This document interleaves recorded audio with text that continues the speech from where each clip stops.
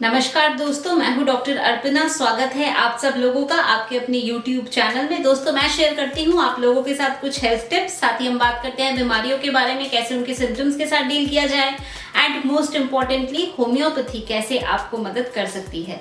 तो दोस्तों, आज हम लोग बात करेंगे डिस्फेजिया या खाना निगलने में अगर आपको कठिनाई होती है या दिक्कत होती है, जिसको हम डिस्फेजिया कहते हैं। तो आज हम डिस्फेजिया के बारे में बात करेंगे और इसके क्या क्या कारण होते हैं, क्या क्या होम्योपैथी की दवाइयां हैं जो आपको मदद कर सकती है। तो इसी बारे में आज हम लोग बात करेंगे। तो अगर आप लोगों ने चैनल को अभी तक नहीं सब्सक्राइब किया, चैनल को सब्सक्राइब करके बेल बटन को जरूर दबा दें ताकि आप अपडेटेड रहें। मैं जब भी कोई वीडियो पब्लिश करती हूँ या मैं जब भी कोई भी इंफॉर्मेशन आप लोगों के साथ शेयर करती हूँ, वो सबसे पहले आप तक पहुंच पाए। इसके लिए जरूरी है कि चैनल को सब्सक्राइब करके बेल बटन को जरूर दबा दें। तो चलिए दोस्तों, शुरू करते हैं आज का टॉपिक, डिस्फेजिया।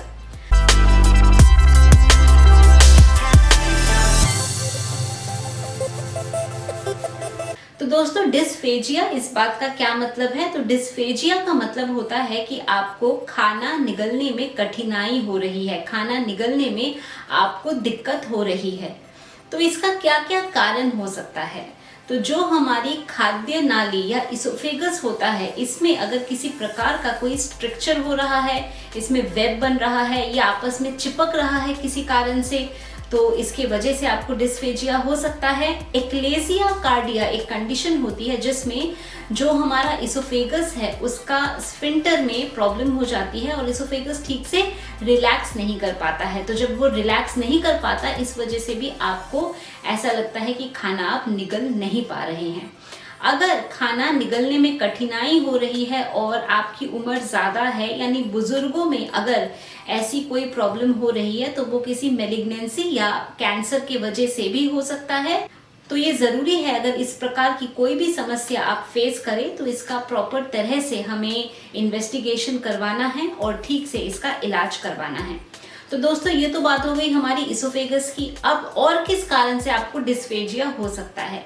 अगर आपको फेरिंग्स में या लैरिंग्स में कोई लेजन हो रहा है, उसके कारण से भी हो सकता है। फिर अगर आपको प्रेशर पड़ रहा है, तो प्रेशर की वजह से भी आपको ऐसा हो सकता है।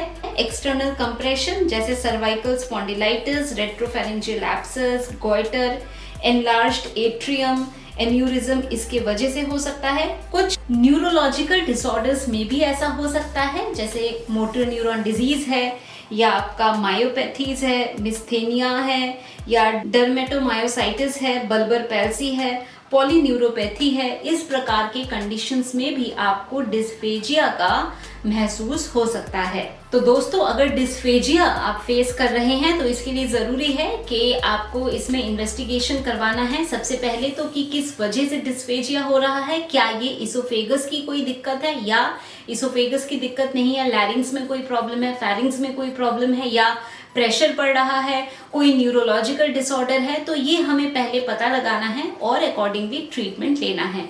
तो चलिए अब हम बात करते हैं होम्योपैथी की कुछ बहुत ही अच्छी दवाइयाँ जो कि डिस्फेजिया में आपको मदद कर सकती है। तो दोस्तों, हमारी जो सबसे पहली मेडिसिन है वो है लैकेसिस। तो ये जो लैकेसिस मेडिसिन है, ये डिस्फेजिया या खाना निगलने में जब कठिनाई होती है उसमें बहुत अच्छा काम करती है।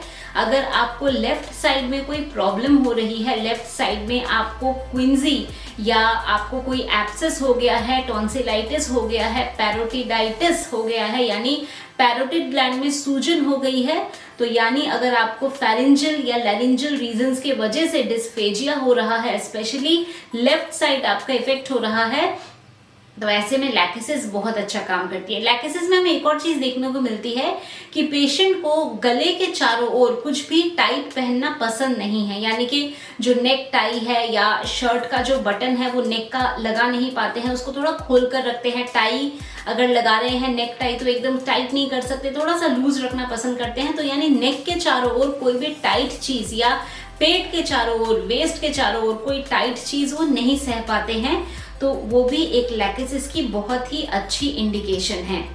दोस्तों, जो हमारी नेक्स्ट मेडिसिन है वो है हायोसाइमस। हायोसाइमस में हमें देखने को मिलता है कि जो ये प्रॉब्लम हो रही है डिस्फेजिया की, उसके साथ साथ ड्राइनेस का महसूस होता है, खाना निगलने में तकलीफ होती है, कान तक दर्द जाता है, प्रॉब्लम इतनी ज्यादा होती है कि ऐसा लगता है कि लिक्विड भी नहीं निकल पा रहे हैं, पानी भी नहीं निकल पा रहे हैं। तो इस प्रकार की समस्या होती है। तो अगर ऐसी प्रॉब्लम है तो हायोसाइनस मेडिसिन आपको मदद कर सकती है। दोस्तों, जो हमारी नेक्स्ट मेडिसिन है वो है बेराइटाकाब। तो बेराइटाकाब के बारे में मैंने जब आप लोगों को पेरिटॉन्सिलर एब्सेस के बारे में बताया या क्विंजी के बारे में बताया, तभी भी एक्सप्लेन किया कि खाना निगलने में प्रॉब्लम अगर हो रही है, वो हो सकता है आपको टॉन्सिलाइटिस की वजह से हो रहा हो, या आपको क्विंजी की वजह से हो रहा हो, रेट्रोफेरिंजियल एब्सेस की वजह से हो रहा हो, पेरिटॉन्सिलर एब्सेस की वजह से हो रहा हो, या आपका जो इसोफेगस है उसमें आपको स्पैज्म हो जाए, यानी कि अगर एक्लेजिया कार्डिया की प्रॉब्लम है और उसके साथ साथ डिस्फेजिया हो रही है, तो ऐसे में जो बेराइटाकाब मेडिसिन है ये बहुत ही वंडरफुली आपको मदद कर सकती है। दोस्तों, बेराइटाकाब हमारे बॉडी में जो लिम्फोइड टिश्यूज होते हैं उनमें अगर इन्फ्लेमेशन रहता है, तो ऐसे में भी जो बेराइटाकाब दवा है वो बहुत ही अच्छा काम करती है। दोस्तों, जो हमारी नेक्स्ट मेडिसिन है वो है काली कार्ब। काली कार्ब में हमें क्या देखने को मिलता है, ऐसा लगता है कि गले में बहुत बलगम अटक गया है और सुबह उठ के पेशेंट को या जिसको ऐसी प्रॉब्लम होती है तो लगता है कि बहुत ज़्यादा गले में खराश हो रही है और कांस्टेंट हेम एंड हॉक की गले में कुछ है वो निकल जाए।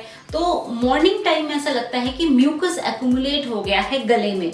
इसके साथ साथ हमें काली कार्ब में देखने को मिलता है कि बहुत ज़्यादा ड्राइनेस का महसूस होता है गले में, और काली कार्ब में सॉलिड चीज़ें निकलने में प्रॉब्लम ज़्यादा होती है। तो जैसे हायोसाइनस में लिक्विड निकलने में प्रॉब्लम रहती है, वैसे ही काली कार्ब में जो सॉलिड चीज़ है, सॉलिड खाना है, वो निकलने में बड़ी प्रॉब्लम का महसूस होता है। ऐसा लगता है गले में कोई कांटा चुभ रहा है, चुभन का फीलिंग होता है। ऐसा लगता है जो खाना है वो बहुत देर से इसोफेगस में पड़ा हुआ है, वो मूव नहीं कर रहा है, बहुत धीरे धीरे खाना नीचे जा रहा है, खाना अटका हुआ है। तो ऐसे में काली कार्ब मेडिसिन आपको मदद कर सकती है। दोस्तों, जो हमारी नेक्स्ट मेडिसिन है वो है कैक्टस। तो दोस्तों, ये जो कैक्टस दवा है इसके बारे में मैंने जब भी हार्ट का कोई वीडियो बनाया है, एंजाइना पेक्टोरिस के बारे में बताया है, तो मैंने कैक्टस के बारे में बोला है। तो दोस्तों, ये जो कैक्टस दवा है ये डिस्फेजिया में भी बहुत अच्छा काम करती है, क्योंकि जो कैक्टस मेडिसिन है ये हमारे बॉडी के जो मस्कुलर फाइबर है इनमें बहुत अच्छा काम करती है। और इसका क्या काम रहता है कि जो मस्कुलर फाइबर में कंस्ट्रिक्शन करती है। तो बेसिकली क्योंकि कंस्ट्रिक्शन इसका एक महत्वपूर्ण एक्शन है या एक बहुत ही महत्वपूर्ण रोल है कैक्टस का कंस्ट्रिक्शन में, इसीलिए डिस्फेजिया में भी अगर आपको इसोफेगस में जो मोटिलिटी प्रॉब्लम हो रही है, ठीक से कंस्ट्रिक्शन नहीं हो रहा है, तो ऐसे में भी कैक्टस दवा आपको मदद कर सकती है। और अगर इसके साथ साथ आपको कोई हार्ट के सिम्टम्स भी दिखे तो कैक्टस और भी इसमें ज़्यादा इंडिकेटेड होगी। और हमें कैक्टस में देखने को मिलता है कि जो कंस्ट्रिक्शन है वो इसोफेगस में फील होता है, ड्राइनेस फील होता है, ऐसा लगता है कि जो जीभ है एकदम से ड्राई और एकदम जल गई है, इतना ड्राई फील होता है। खाना जब पेशेंट खाता है तो उसको पानी साथ में पीना पड़ता है खाने को निगलने के लिए, यानी कि खाना ऐसा लगता है कि खाना गले से नीचे उतर नहीं रहा है, तो पानी पियो तब जाके जो खाना है वो नीचे जाएगा। तो इतना ज़्यादा ड्राइनेस का फीलिंग रहता है कैक्टस मेडिसिन में। तो दोस्तों, ये थी इंफॉर्मेशन अबाउट डिस्फेजिया, यानी खाना निगलने में अगर आपको कठिनाई हो तो आपको क्या करना है। मैं उम्मीद करती हूँ कि अभी जो इन्फॉर्मेशन मैंने आप लोगों के साथ शेयर किया डिस्फेजिया के बारे में, आप लोगों ने इसको पसंद किया है तो वीडियो को लाइक करना, शेयर करना, कमेंट करना, चैनल को सब्सक्राइब करना बिल्कुल भी नहीं भूले। अगर आप लोग मेरे से अपॉइंटमेंट लेना चाहते हैं अपने किसी भी मेडिकल कंडीशन के लिए, तो दिए गए नंबर पे आप लोग व्हाट्सएप के द्वारा मैसेज भेज सकते हैं। आप लोगों को मेरे ऑफिस से अपॉइंटमेंट की सारी डिटेल्स मिल जाएगी। अगर आप डायरेक्टली फोन पे मेरे से बात करना चाहते हैं वो भी संभव है ऐप के माध्यम से। ऐप के माध्यम से डायरेक्टली आप फोन पे भी मेरे से बात कर सकते हैं, उसकी भी सारी डिटेल्स आप लोगों को नीचे डिस्क्रिप्शन बॉक्स में दिया हुआ है। तो दोस्तों, आज के लिए बस इतना ही। खुश रहिए, मुस्कुराते रहिए, स्वस्थ रहिए। Thanks for watching.